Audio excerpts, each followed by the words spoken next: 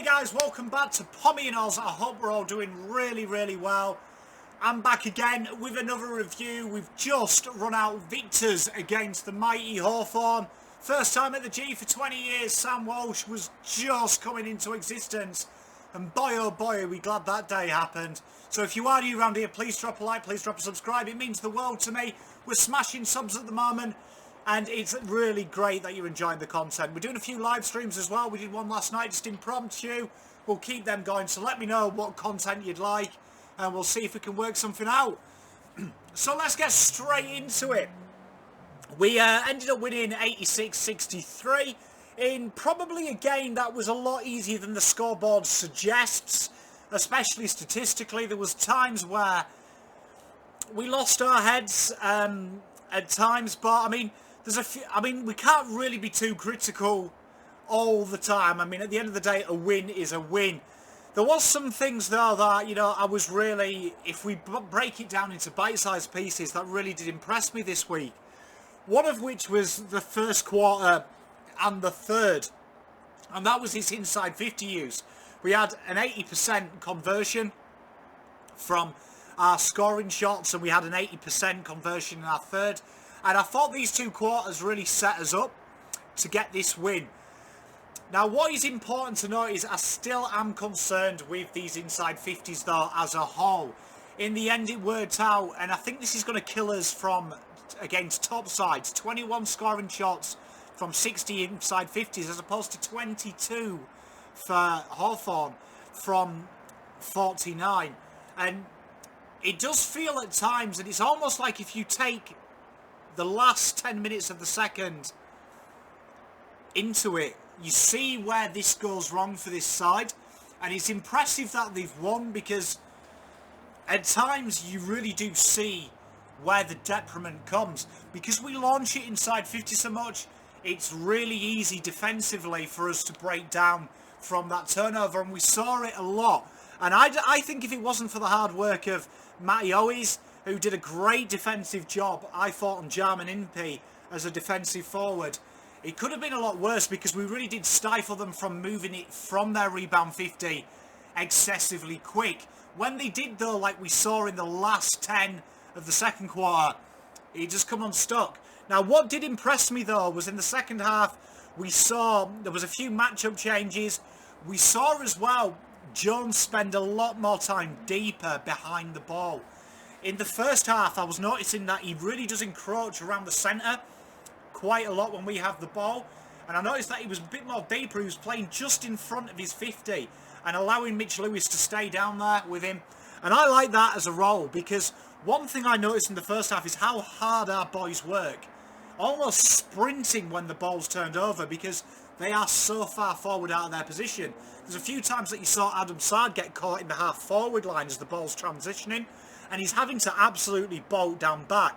Now, Hawthorn don't move the ball per disposal as far as a lot of the other sides, which I thought really helped us out here. When you're playing your Sydneys, who have got a larger metres gained per possession, there could be some issues there. But I did really enjoy the second half adjustment of sitting back on the ball a bit. And also, I talked about it in the fan cam, there was a lot of moments in this game where you saw an evolution during the game of what we're trying to do. And I thought, particularly in the third, the way that we got the football and we were more willing to take our time outside of 50 and precision kick it. There was a few hit-ups there. Betts is marvellous at doing it. So is JSOS. They really add that element to their game, that they're willing to take their time. I think a lot of these flinging it on the boots really does affect us as a team. And I was really impressed with that avenue of the game, particularly in the third. If you go back and watch that, it's really solid. And that, for me, moving forward, is definitely going to stand us in good stead if we're going to win more football matches. Now, for the negatives, obviously that defensive transition. And it's definitely the ball use. Now, we saw that the pressure, I thought, was a lot better in the forward half. Thought Matty Owies, again, like we say, was absolutely brilliant. But not just Matty Owies, I thought that there was a lot of players in that forward line. Fogarty again with 8 tackles as well. He really held it down. Jack Silvani as well, really holding it down in there, and I really thought that it was a lot harder to do.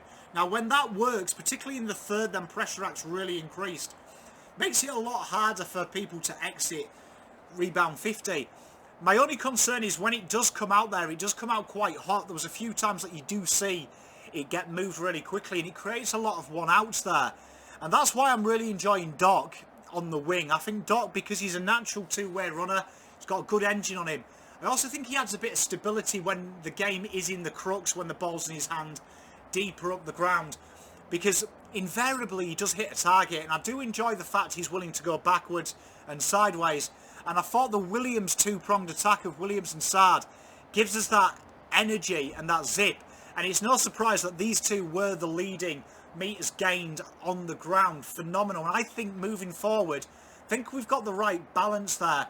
There's a couple of things missing. I do think that if you bring Jack Martin in to this side, probably at the expense of Cottrell, I think that will add a little bit of alleviation, because we do know as well from a defensive standpoint, Jack Martin's defensive work is spectacular.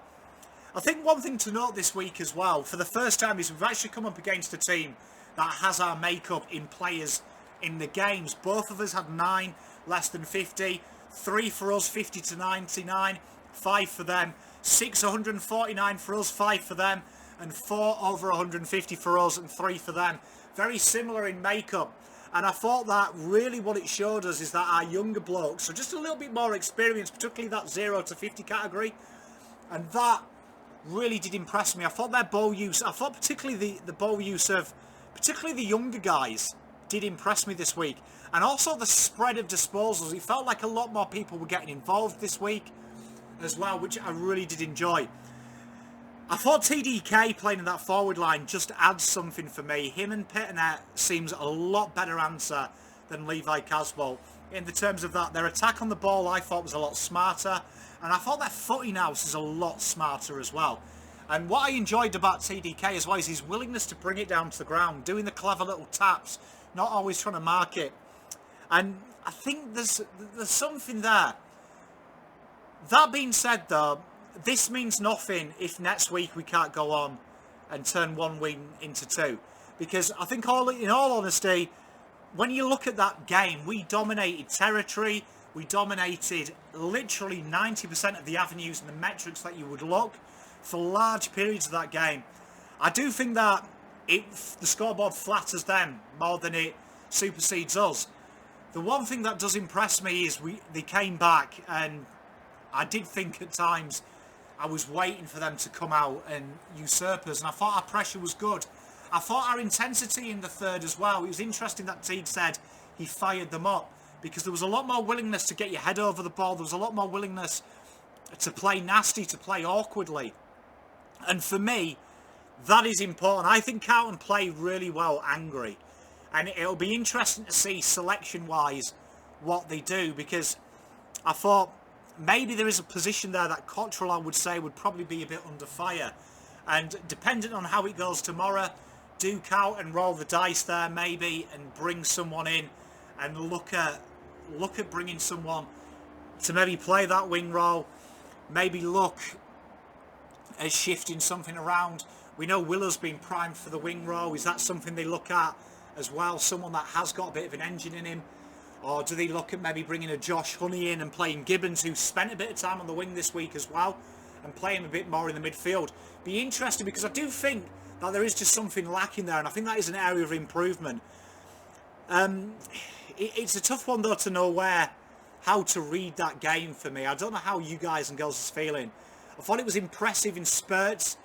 I think one thing that really worries me about this club, and it's hard to get excited, is our best is really good, and there's no doubt about that. But it's these in-game, it's like our best for our worst can really go in the air, and we get a little bit, I think we play too quick at times.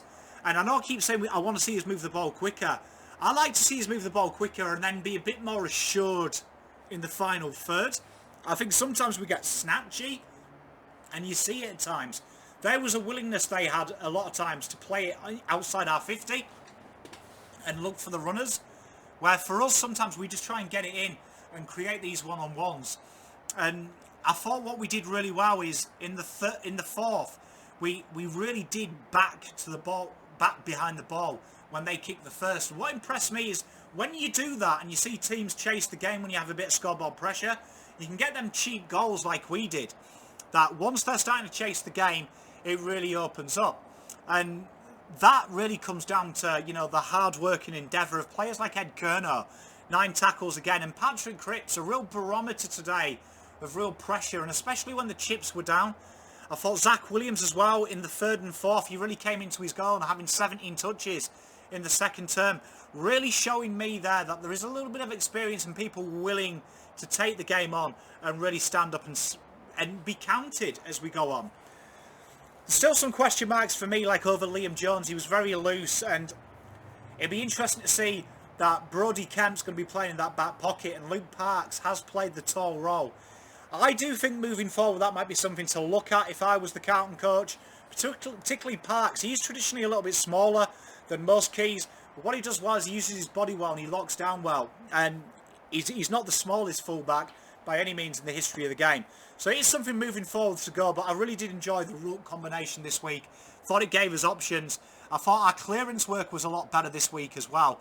That's one thing that really does excite me, that the clearance work this week was our highest clearances to advantage. And I don't think that's any difference down to anyone else other than TDK. It's a really solid performance. It's a good grounding, but I'll say this, it comes with a disclaimer. It wasn't a pretty game, but it's a game that we had to win, and we did it. And we know we can't, and when the pressure's on, they don't do it. Was it a polished performance? No. Was it brilliant? No. But what it did do is it got the 4 points. And at the end of the day, all you could ask for is 4 points. Now, for me, it's important that we sharpen this up a little bit. These little lapses in game have to go, and that is why we don't beat the top 8 sides. But they've given the blueprint of how to fix it. That, what they did in the fourth, shifting players back, needs to happen second quarter when they kick 2 goals. And shore it up. Don't allow a third.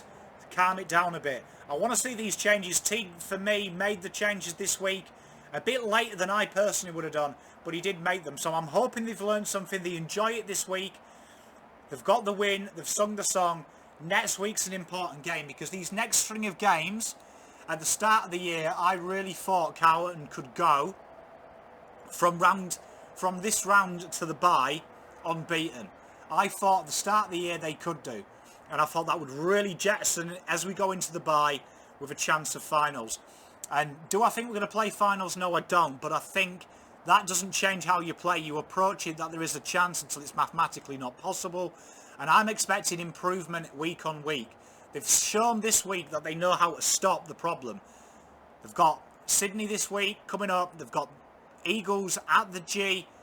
And then we've got GWS and Adelaide, and then we've got the bye. So for me, that is where I want to see these boys really home it home. So we've got these next 2 games, the bye, and then 2 games. Let me know what you think. I was impressed by some individual performances. I thought it was more of a team effort this week. Let me know what you think. Till next time, I'm out.